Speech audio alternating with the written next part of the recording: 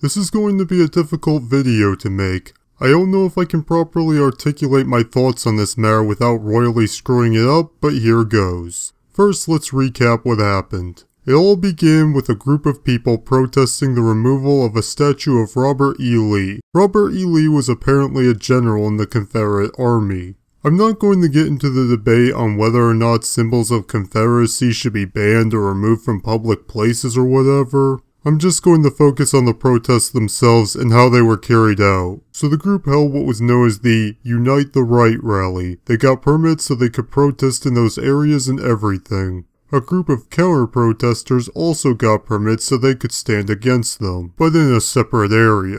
At some point, a fight broke out between the two groups, and this eventually led to one person driving a car through a crowd of people and killing one woman. May she rest in peace. I've heard all kinds of things about that part, but it seems to be generally agreed upon that the driver was with the initial protesters. I've heard claims that he drove his car not as an act of violence, but because he was being attacked and he wanted to get out of there. And if that's the case, maybe he should be charged with manslaughter instead of murder. But I'm still not certain if that's even what happened, so I would highly advise you do your own research and come to your own conclusion, rather than take my word for it. What I really want to focus on right now is the context behind the riots, the response to them, and the overall implications of these 2 points. So as stated before, the initial group of protesters were known as the Unite the Right rally, and let's just get this out there, at least some of the members were genuine white supremacists, complete with Nazi flags and everything. Now, based on how the media has responded to this event, it would seem as though all or at least the majority of the Unite the Right rally was made up of these individuals. But is that really the case? The rally was organized by a man known as Jason Kessler. I haven't been able to dig up too much information on him, but after listening to a few of the things he said, I think it's safe to say that he's not a white supremacist. Your people, Mr. Bellamy, were attacking my friend who's not even white, and I had to go there and support him because any of my friends who are not white, who come out to support me, you call them Uncle Toms and all this stuff. So who are the racists here? Okay? I support white people, but I don't have anything against anybody else. Now, he does seem to support white nationalism, which is often associated with white supremacy, but the two are interchangeable. Probably the best comparison I can come up with is that white nationalism would be like oil and white supremacy would be like a raging fire. In any case though, given the fact that he has non-white friends, I think it's fair to assert that he wouldn't be supportive of the white supremacists at the rally. You can obviously argue that having non-white friends doesn't mean you're not racist, but let's be honest, we're not talking about making offhanded remarks or something like that. We're talking about people who legitimately hate people who aren't white. You wouldn't befriend someone you have an outright hatred towards. According to this article, he also said he didn't want the KKK at the rally, and since even the KKK isn't nearly as bad as Nazis, I think it can be reasonably assumed that he didn't have any intention of the white supremacists attending that rally. Now let's talk about the counter-protesters. This group was made up of our old buddies, BLM and Antifa.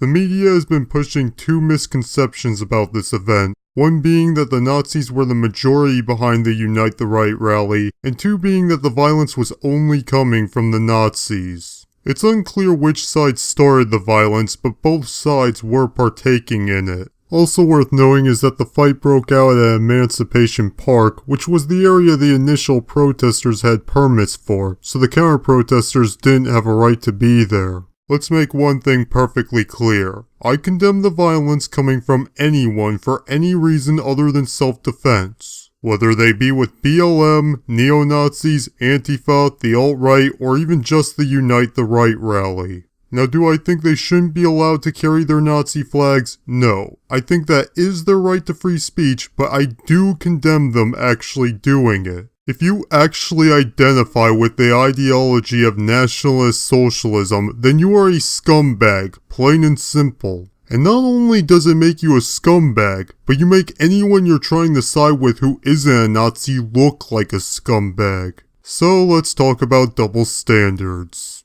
Anyone who knows about Antifa knows that their protests are anything but peaceful, yet they're ignored by the media. After the event occurred, Trump released a statement that this kind of hate was coming from all sides and that it didn't start with him, or Obama for that matter. But his statement wasn't considered good enough for the left.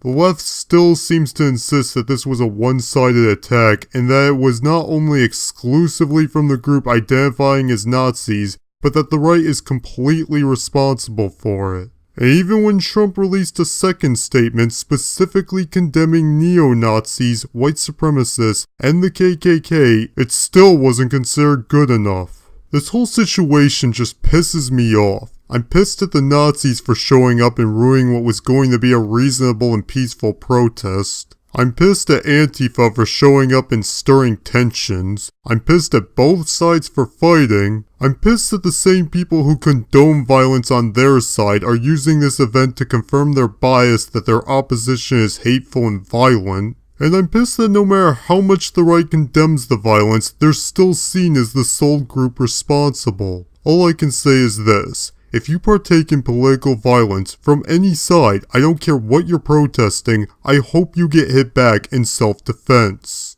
If you protest with a Nazi flag, that's your right to do so, but you're a terrible person for doing it and I condemn it. And if you're a leftist, please stop acting as though your side doesn't have just as much, if not even more of a problem with violence than the people you're condemning. Especially when that side actually condemns the violence coming from their side. Thank you all for watching, and I hope you enjoyed the video.